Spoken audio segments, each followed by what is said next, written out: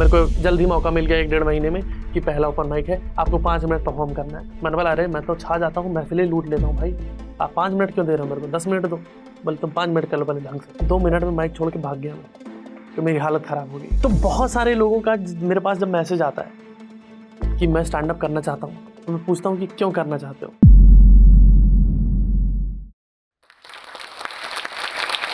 Hello, my name is Ravi Gupta and I am a stand up comedian professional.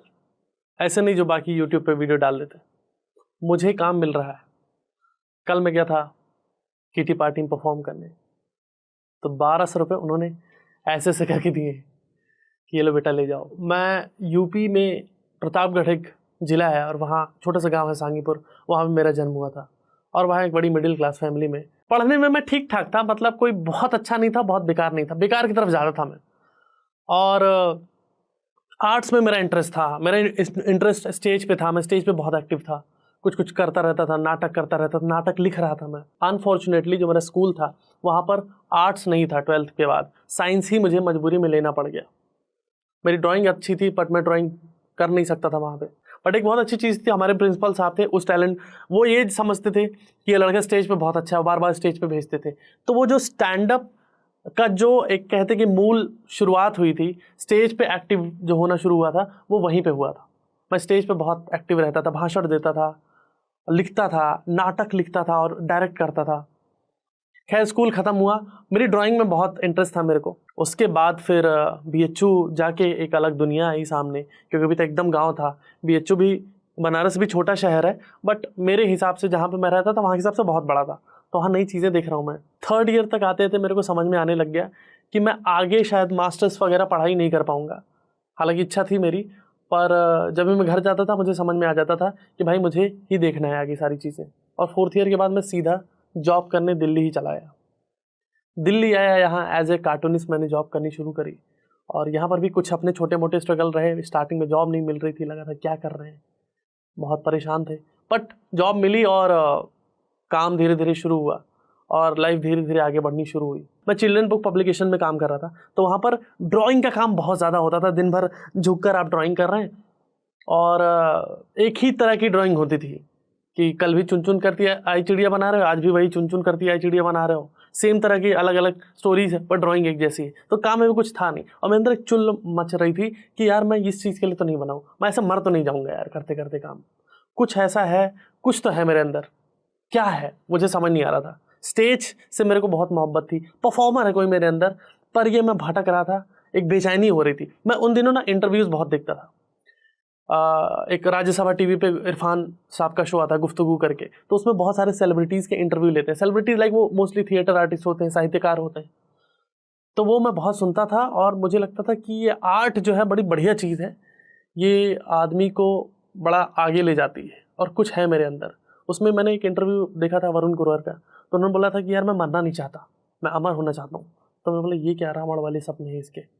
फिर बाद में पता चला कि नहीं, ये ऐसे एक फिलोसफिकल टाइप में कि एक आर्टिस्ट जो है कभी मरता नहीं है, उसका काम मर गया तो वो काम रह जाता है। वो बहुत इम्पैक्ट करी मेरे अंदर बात। तो मुझे लगा कि यार ये बढ़िया चीज़ है, मैं ऐसा कुछ करना चाहता हूँ। पर वही बेचैनी छाई हुई थी मेरे अंदर। कभी लगता था मैं थिएटर कर लूँ, कभी लगता था मैं रेडियो जॉकी बन जाऊँ। फिर मैंने स्टैंड अप देखा, मैंने यूट्यूब पे देखा कि कुछ लोग स्टैंड अप कर रहे हैं, जाकिर खान स्टैंड अप कर रहे हैं, अमित टंडन, और ये ऐसा स्टैंड अप कर रहे थे जिसमें आम बोलचाल की भाषा, नॉर्मल बातें जो हम दोस्तों के बीच करते हैं वो कर रहे थे और लोग हंस रहे थे कि नाना पाटेकर चले गए, केला बेच रहे हैं, और अजय देवगन जो है अमरूद खा रहे हैं और कैसे आवाज़ निकाल रहे हैं। ये जो एक टिपिकल पुराने स्टाइल कॉमेडी का था, इससे हट के थोड़ा सा हम देख रहे थे कि राइटिंग बेस्ड जोक या नॉर्मल जो आम तौर पे भाषा है उस पर बातें हो रही हैं, जो मुझे लगता है मैं करता हूँ। फिर मैंने डिसाइड किया कि मैं करूँगा ये चीज़। मैंने जाकिर भाई को मैसेज किया उस टाइम, तो उनका रिप्लाई भी आ गया कि और भाई क्या हाल है। तो मैंने बोला कि आपका काम देख के मुझे बहुत अच्छा लगा और मैं भी बहुत करता था अपने स्कूल में, अब तो जॉब वॉब के चक्कर में परेशान हो गया। तो बोले फिर से करो। मैंने बोला फिर से कैसे करूँ, जॉब वॉब में पड़ा हुआ हूँ मैं। बोले नहीं ओपन माइक करो ना, और रात में होता है। तो मैंने बोला अच्छा ये ऐसी चीज़ है। फिर मेरे को दिशा एक मिल गई कि ओपन माइक एक चीज़ होती है जहाँ पर मैंने पूरा रिसर्च करना शुरू किया, स्टैंड अप देखने लगा और मेरे एकदम बस गया मेरे कि ये करूँगा मैं। फिर मैंने डिसाइड किया कि हाँ अब थोड़ा सा इसको सीरियस लेते हैं। फिर अप्लाई करने लग गया मैं ओपन माइक्स के लिए। मैंने राइट क्या कुछ जोक्स लिखे और फिर मैं चला गया ओपन माइक करने के लिए। मेरे को जल्द ही मौका मिल गया 1-1.5 महीने में कि पहला ओपन माइक है, आपको 5 मिनट परफॉर्म करना है। मैंने बोला अरे मैं तो छा जाता हूँ, महफिलें लूट लेता हूँ भाई, आप 5 मिनट क्यों दे रहे हो मेरे को, 10 मिनट दो। बोले तुम 5 मिनट कर लो पहले ढंग से। तो फिर मैं जिस दिन ओपन माइक था वहाँ गया, 5 मिनट का टाइम मिला, 2 मिनट में माइक छोड़ के भाग गया मैं, कि मेरी हालत ख़राब हो गई। तो बहुत सारे लोगों को मेरे पास ऐसे मैसेज आते हैं कि मेरे पास पूरा कंटेंट पड़ा हुआ है, आप बस मुझे स्टेज चाहिए। नहीं, होता ये है कि कहीं पर अपने दोस्तों के बीच परफॉर्म करना, वहाँ हीरो बनना और नॉर्मल ऑडियंस के बीच परफॉर्म करने में बहुत अंतर होता है। तो वो बड़ी प्रैक्टिस का काम है। मैं ये नहीं कह रहा कि नहीं कर सकते हो, पर वो बड़ा प्रैक्टिस से आएगा। वो जितना ईजी दिखता है उतना ईजी होता नहीं। तो पहले तो कुछ दिन तो मैं इसी फिगर आउट करने में रहा कि ये मैं सही में सही दिशा में जा रहा हूँ या मैंने ऐसे ही हवा सोच लिया। पर कुछ दिनों में मेरी लय पकड़ में आ गई, लोगों को मेरे जोक्स पसंद आने लगे और मुझे भी लग रहा था कि आई एम गोइंग गुड, सही चल रहा है मेरा। तो मैं दिन भर जॉब करता था और रात में स्टैंड अप करता था, पब में जाके, बार में जाके, या कहीं पर भी ओपन माइक्स हो रहे हैं, और मैं ये करता था। मतलब मैं बहुत डेडिकेटेड था। मतलब मैं इस चीज़ को लेकर बहुत ईमानदारी से बता सकता हूँ कि उस टाइम मैं कई बार सो नहीं पाता था रातों में। मुझे मेरे दिमाग में ही सब चलता रहता है कि मुझे स्टैंड अप करना है। तो बहुत सारे लोगों का मेरे पास जब मैसेज आता है कि मैं स्टैंड अप करना चाहता हूँ, तो मैं पूछता हूँ कि क्यों करना चाहते हो। तो उनके कुछ ऐसे ऐसे जवाब होते हैं कि इसमें पैसा है और ये सब चीज़ें। सबसे पहली बात, अगर तुम सोच रहे हो कि तुम्हें पैसा मिलेगा और तुम्हारा पहला ही ऑप्शन रेवेन्यू का है, तो आप मत करो, आप नहीं कर सकते। आप कोई भी आर्ट फॉर्म मत करो अगर आप यही देख रहे हो।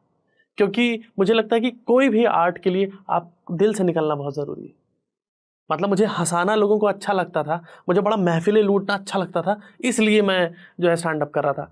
तो पैसे वैसा को उतना सोच ही नहीं रहा था मैं। थोड़ा सोच रहा था कि पैसे इसमें मिलेंगे, लेकिन मेरा मेन वही था कि ये काम है और ये मैं इस लेवल तक पैशनेट था। तो जो लोग भी ये सोच के आते हैं कि इतना 2 साल में इतना कमा लेंगे और इतने साल में इतना कमा लेंगे, तो वो उस अप्रोच को बदलें। और स्टैंड अप क्यों करना चाह रहे हो पहले ये आप समझो। आप 4 लोगों को देख के कि यार ये बहुत बढ़िया है, तो जनता आ रही है, लोग फैन बन रहे हैं, मैं स्टैंड अप करता हूँ, मेरे साथ भी ऐसा होगा, ऐसा नहीं होता।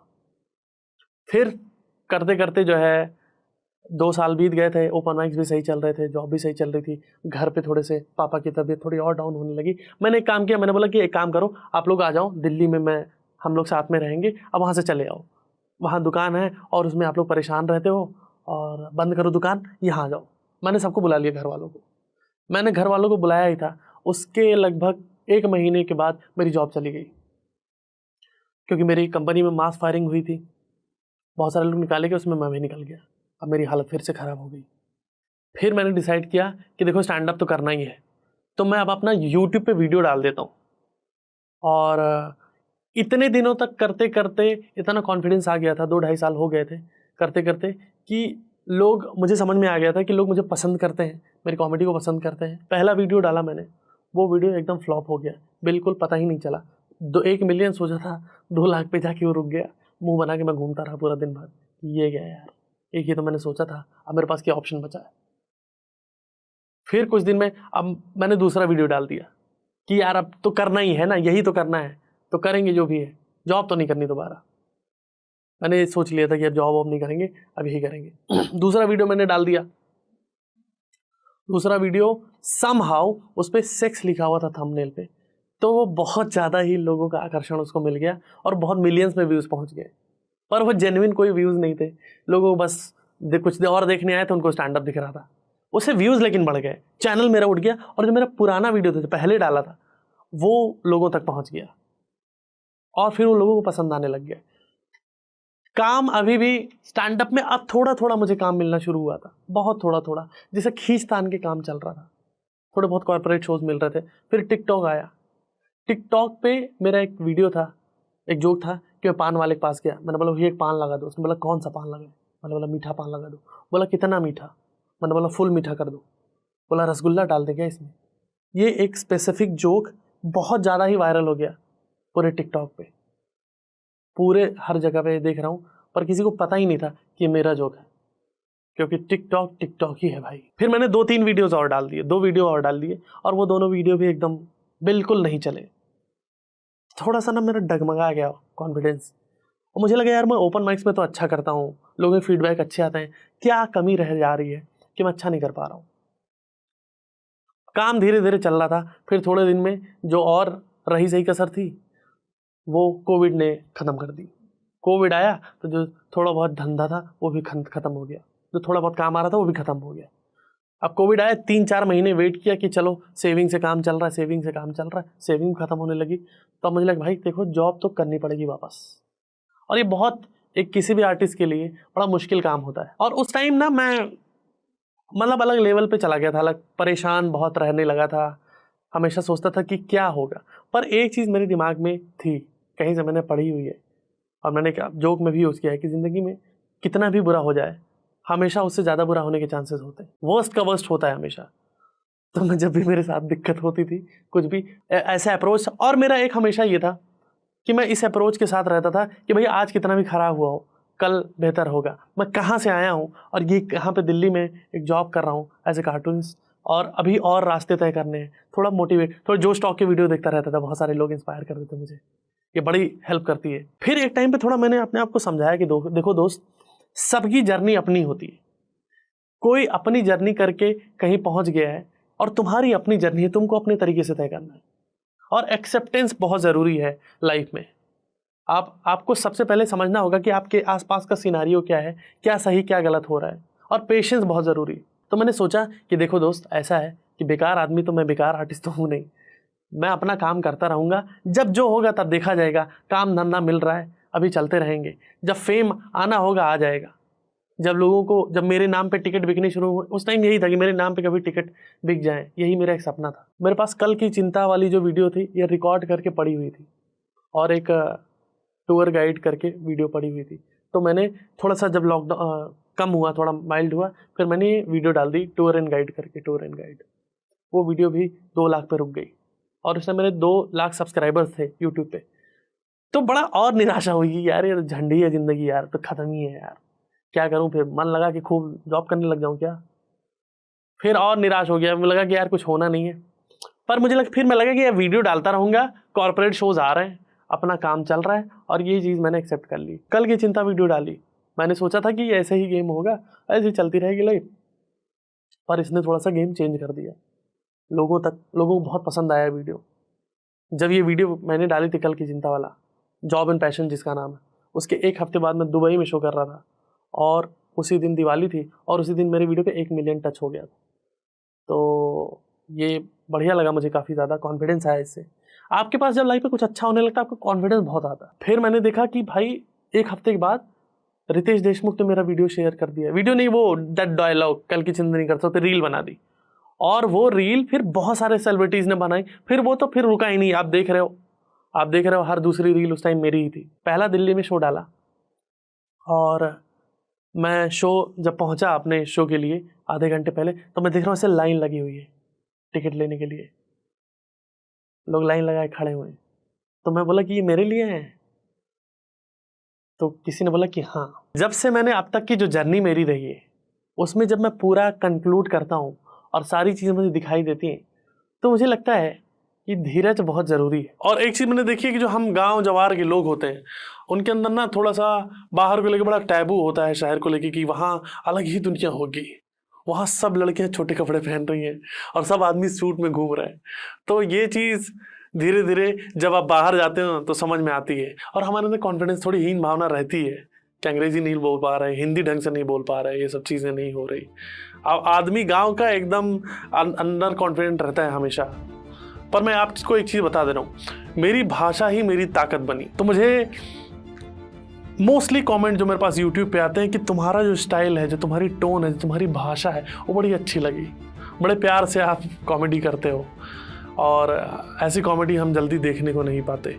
तो मुझे लगता है कि ये ब्लेसिंग है कि मैं ऐसी जगह से पैदा हुआ जहाँ पर, और वो चीज़ मैं उस कल्चर को बाहर तक ले जा पा रहा हूँ और लोगों तक पहुँचा पा रहा हूँ। तो मेरे लिए बड़ी खुशी की बात है कि चाहे डायरेक्ट या इनडायरेक्ट वे में मैं अपनी जगह से, जहाँ से मैं जुड़ा हुआ हूँ, जहाँ से मैं आता हूँ, उसके लिए मैं कुछ कर रहा हूँ। तो ये जो कल्चर है, मुझे लगता है ये बहुत बड़ा खजाना है जो हम ले कर चलते हैं अपने साथ में।